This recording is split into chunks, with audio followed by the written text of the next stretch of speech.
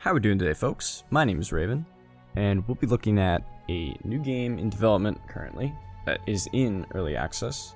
It's called Kingshunt. Now, the description that I took is straight from Twitch / their Discord / website. Kingshunt is defined as a third-person online multiplayer action game combining the genres of tower defense, real-time strategy, and hack and slash. One team defends the base with buildable towers, and the other team attacks with controllable minions. Players can be heroes and monsters within a medieval setting. Now, I only recently heard about this game. Was able to participate in its third playtest, which was free if you downloaded it on Steam. I'll give you guys more information about the game first, then I'll get into what I played, which is what you're seeing right now on screen, and my opinions on it. We'll get into that later. This information that I'm giving you now came from an AMA session they did recently, which I'll link in the description, or I'll put an annotation up somewhere on the screen. So, the game itself started as a concept in 2016. It began as a tower defense game, but it has evolved since then. It was initially only against NPCs, but they decided to add a player versus player element. They also wanted it to be 100 players, actually.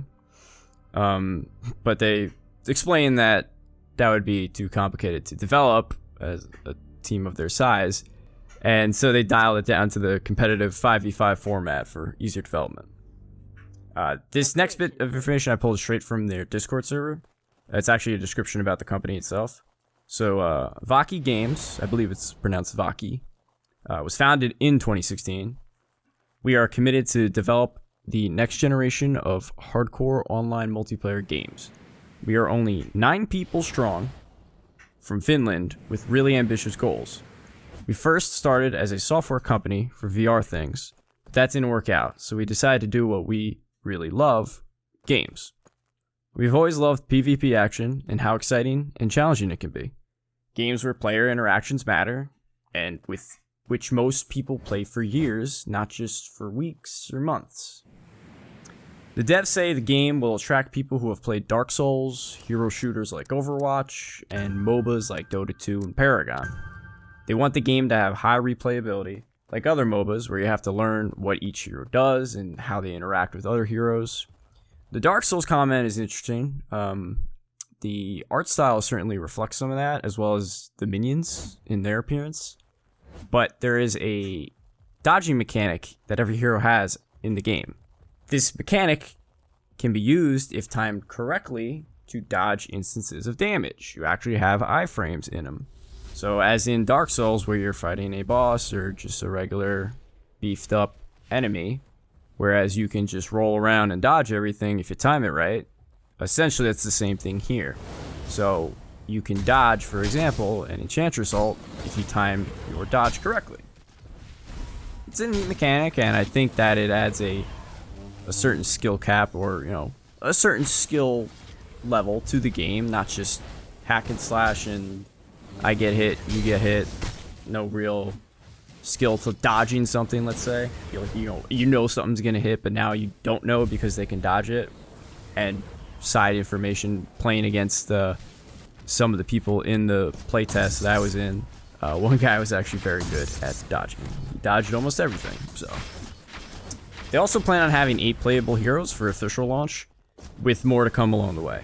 It's interesting that in the description of the game, however, they mention that we can play as heroes and monsters, which leads me to believe that there'll be eventually some unique characters to play as that aren't just human or human-like in form. I'll mention briefly here that they plan on implementing more items, or what they are calling them runes, in the future, that will diversify hero builds with runes that you will have to activate in combat, so it won't just be all passive like they were in the playtest I played. They will have, some new ones will have active elements. You're gonna have to use them in a certain situation, and they'll have cooldowns. Back on the monster comment though, there is one character you can play that I was able to play in the playtest called the Demigod, who technically isn't human, but has a human-like form, so that's why I mentioned that maybe in the future we won't get a human-like form as for a monster. They also currently only have the one playable map that, again, you guys are seeing, and they don't have any immediate future plans for a second map. The idea is to get everything working and polished on the one for now. So like I said, that was a little bit of information from the AMA they did recently. If you want to hear the rest, the description will be somewhere in this video, either in the description or above.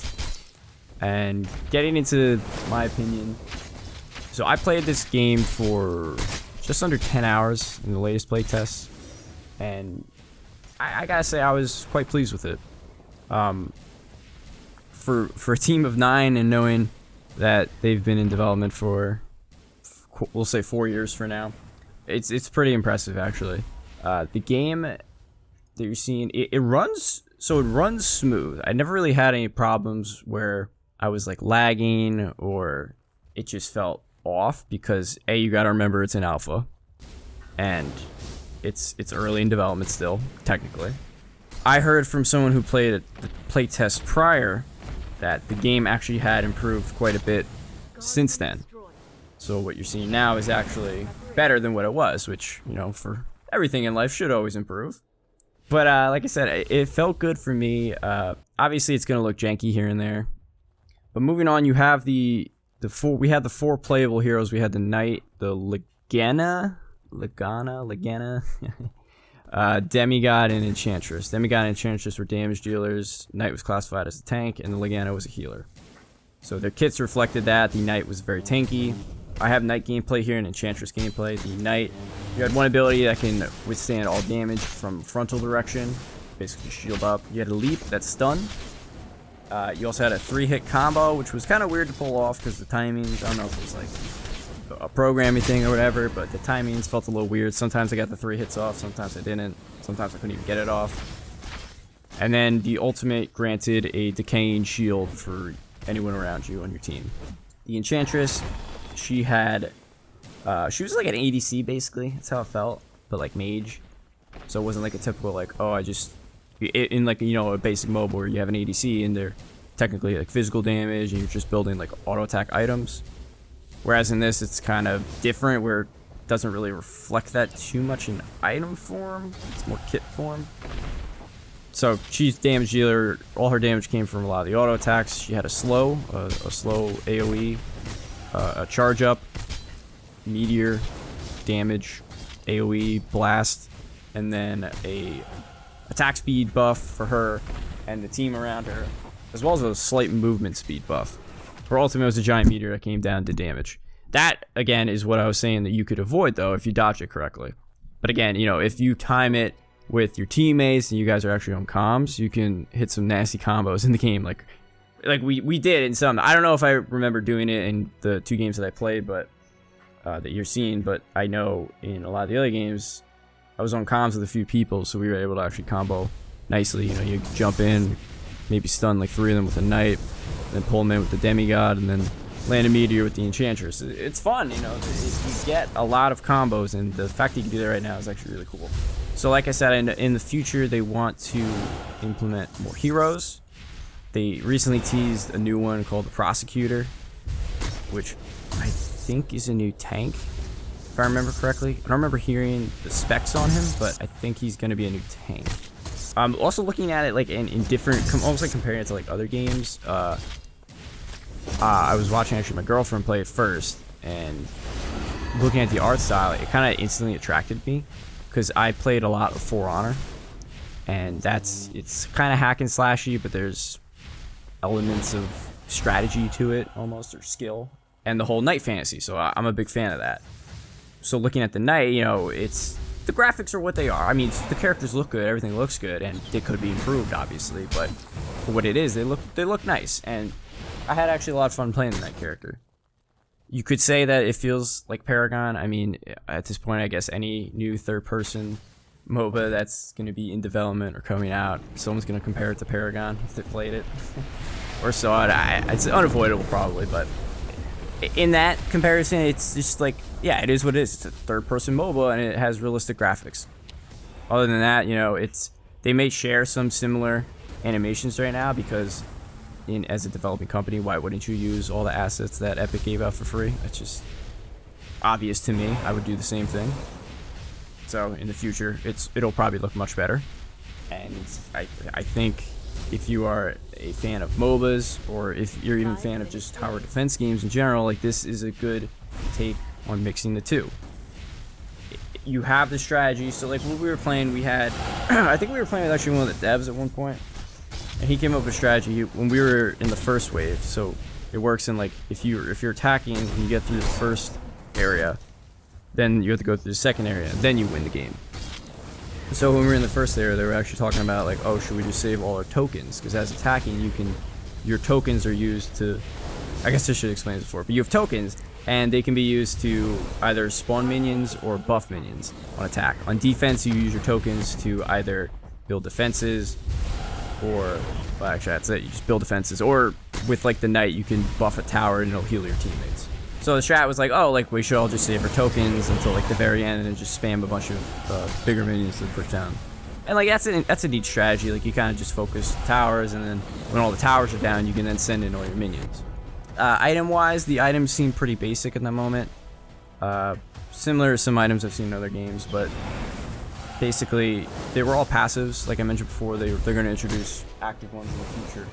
But all the passive ones, there wasn't much diversity.